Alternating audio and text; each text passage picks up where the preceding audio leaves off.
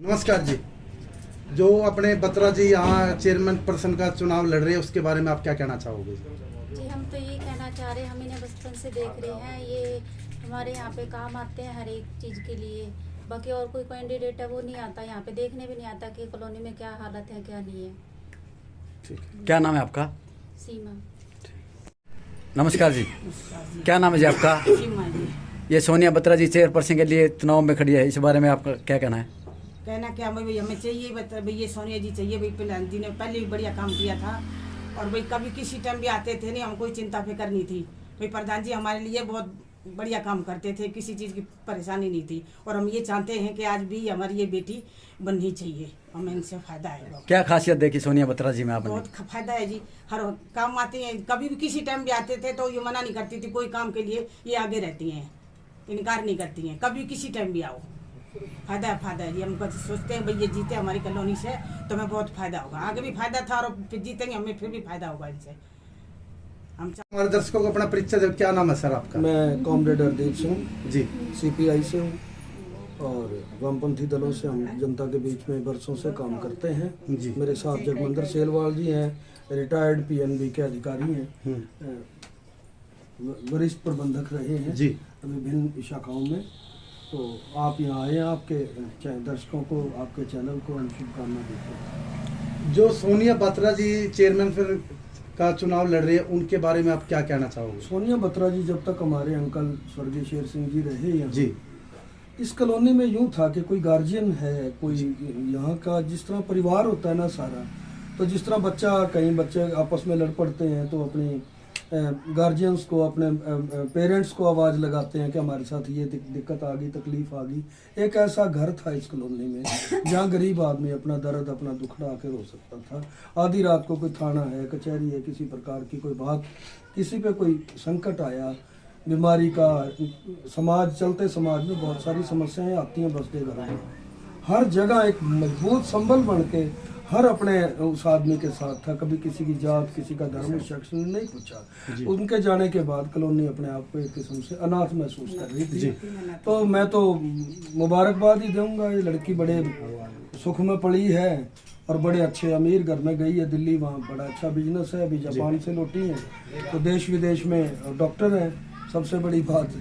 और एक धारणा समाज में डॉक्टर और वकील अपने लिए जीते हैं क्योंकि वो ये बोल उनका एक अपना प्रोफेशन जो है। बोल सारी सुख सुविधा हर चीज छोड़ के अभी इनका सपना, मुझे आज सुबह कोई चैनल के लोग बात कर रहे थे, सवाल कर रहे थे, उन्होंने कहा कि मेरा एक सपना है कि मुझे मेरे पापा प्लाट दे के गए, यहाँ रवि एनक्लेव बन रहा है, बहुत बड़ी अच्छी कॉलोनी बन रही है, तो मुझे गिफ्ट में दे के गए। तो मैं चाहती हूँ कि यहाँ एक ऐसा मल्टी स्पेशलिटी में बनाऊँ जिसमें गरीब आदमी को इजहार ना भागना पड़े और उसको बिल्कुल सस्ते पे, no loss no profit base पे एक अच्छा इलाज मुहैया करवा सकूँ कॉलोनी प्लस गांव के आसपास को।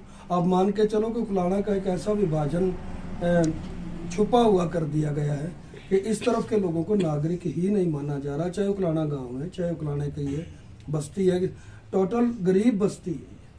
अब गरीब आदमी में इतनी चेतना आई है, जिस घर भी हम जा रहे हैं वो इतना खुश होकर मिलता है, कहता है चलो कोई तो हमारी सार सूरत लेने के लिए आया कि कम से कम हम कल को फिर देखें कि शेर सिंह बत्रा एक बार फिर हमारे बीच में अपने रंग बदल के, अपना रूप बदल के और जनता की सेवा करने के लिए आया है।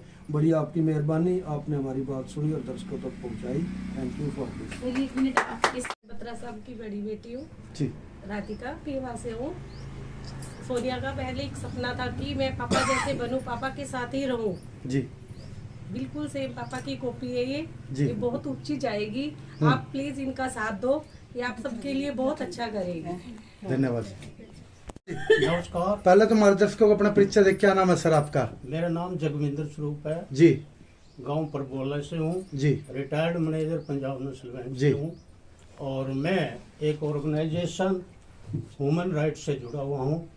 हमारी जितनी मैंने जो देखा है कि आज का माहौल जो है वो ह्यूमन राइट्स को, जी।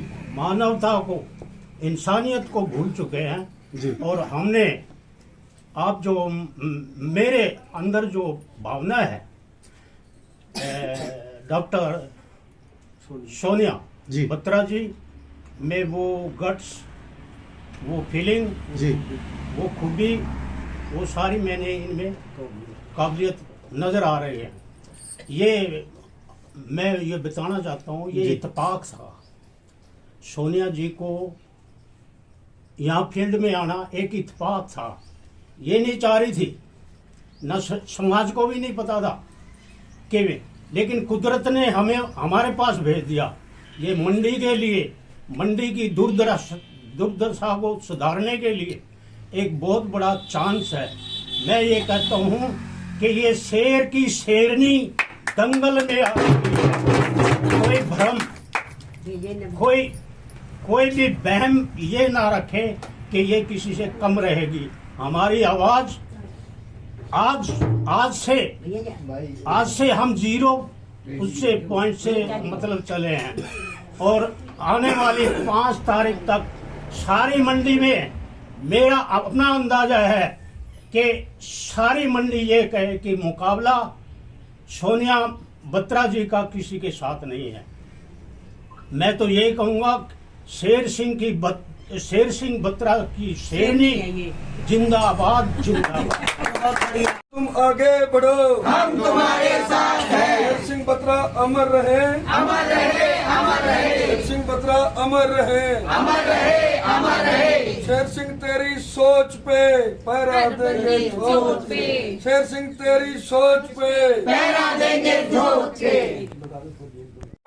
जिंदाबाद, नारी शक्ति जिंदाबाद, जिंदाबाद, जिंदाबाद। छत्तीस बिरादरी जिंदाबाद, जिंदाबाद। छत्तीस बिरादरी जिंदाबाद, जिंदाबाद। महिला शक्ति जिंदाबाद, जिंदाबाद। पुराना मंडी की जनता का भाईचारा जिंदाबाद, जिंदाबाद, जिंदाबाद। पुराना मंडी की जनता का भाईचारा जिंदाबाद, जिंदाबाद, जिंदाबाद। सोनिया तुम आगे बढ़ो, हम तुम्हारे साथ हैं। सोनिया तुम आगे बढ़ो, हम तुम्हारे साथ हैं।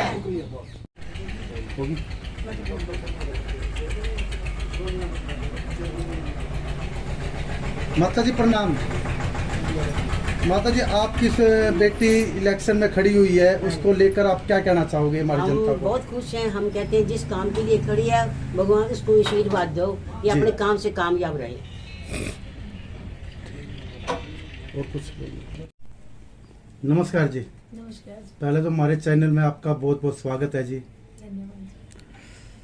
पहले तो आप अपना परिचय दो जी हमारे दर्शकों को। ठीक है, मेरे पूरे उकलाड़ा परिवार को मेरी राम राम। मैं डॉक्टर सोनिया बत्रा, पुत्री स्वर्गीय शेर सिंह बत्रा। आज आपके माध्यम से जो भी आप मेरे से सवाल करें, मैं उनका जवाब बड़ी बेखूबी से दे पाऊंगी। आप चेयरमैन के लिए आपने नॉमिनेशन भर दिया है, क्या कारण रहा है जी इसमें राजनीति में आने का कारण? देखिए, राजनीति हमारे खून में, तो कारण यही रहा मेरा कि मेरे पिताजी मसीहा कहलाए जाते हैं यहाँ पे। ये जो बत्रा साहब थे वो गरीबों की बुलंद आवाज़ थे। वो पंजाबी कम्युनिटी के नहीं, वो छत्ती बिरादरी के फैमिली मेंबर थे, क्योंकि वो सुबह अपने घर से रोज उठ के चाय भी उनके यहाँ जाके पीने का काम करते थे। हमारा बचपन, बड़ा, शादी, हमने सब यही देखा है कि सुबह उठते ही वो निकल जाते थे अपने परिवार को संभालने के लिए।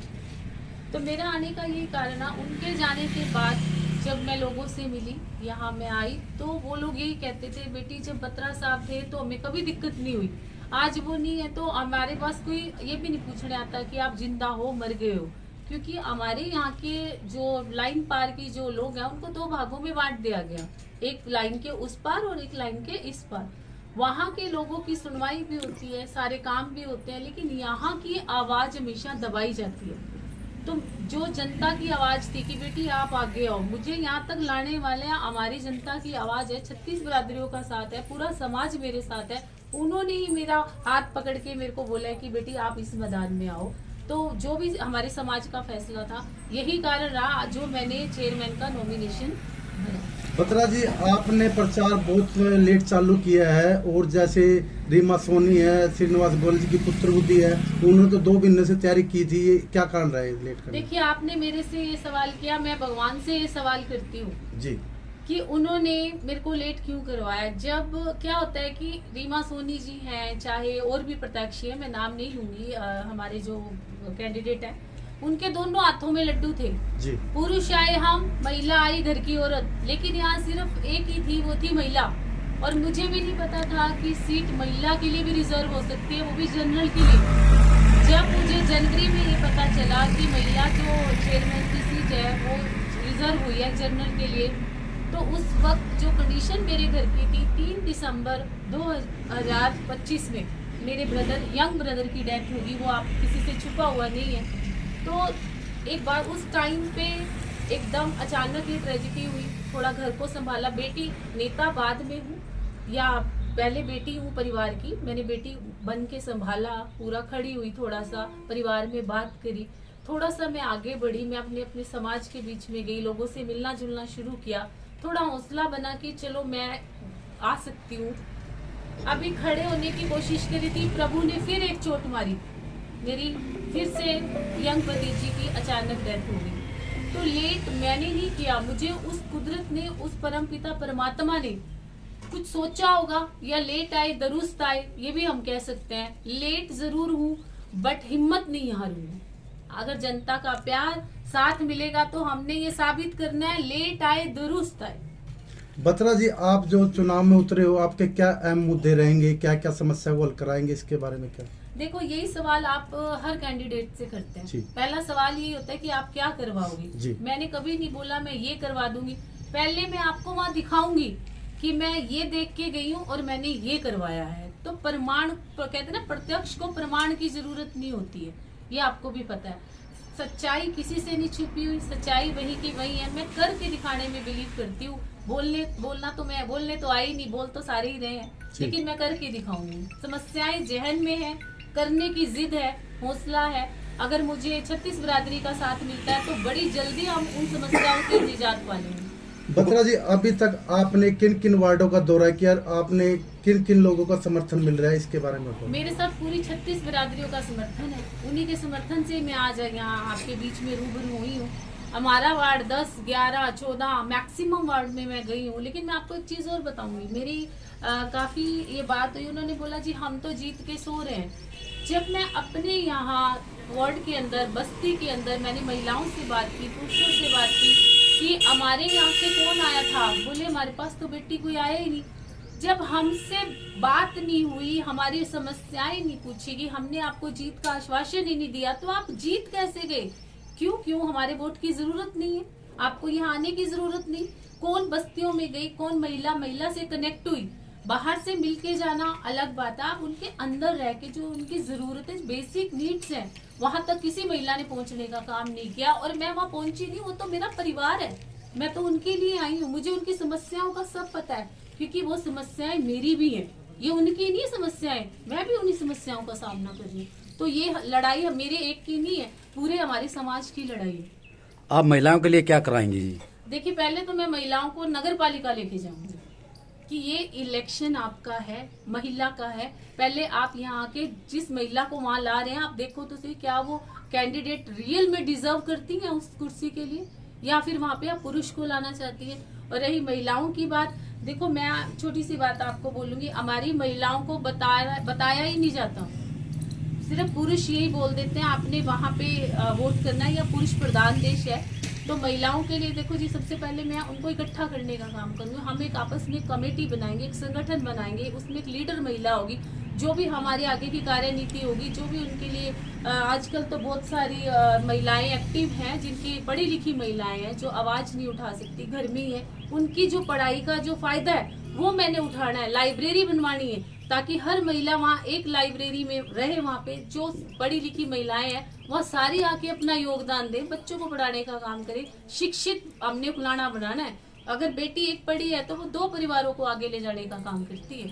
तो मेरे को महिलाओं को ही आगे लाना है, और मैं महिलाओं को बहुत ज्यादा वो मानती हूँ, देवी का दर्जा देती हूँ मैं एक महिला। अंत में हमारे चैनल के माध्यम से उकलाना को क्या संदेश देना चाहोगे? आपके चैनल के माध्यम से मैं तो यही कहूंगी, अगर सीट महिला की है तो वहाँ एक महिला ही बैठनी चाहिए, पुरुष नहीं बैठना चाहिए। बस मैं तो आपके माध्यम से यही अपील करूंगी, और ये भी बोलूंगी, जिस महिला को आप लाना चाहते हो ना, उनसे एक बार रूबरू होके बात करो, एक डिबेट करते हैं, हम लोग मुद्दों पे बात करते हैं, और जो कैंडिडेट रियल में डिजर्व करता है वो जनता का फैसला है और जो जनता का फैसला होगा वो मान्य होगा।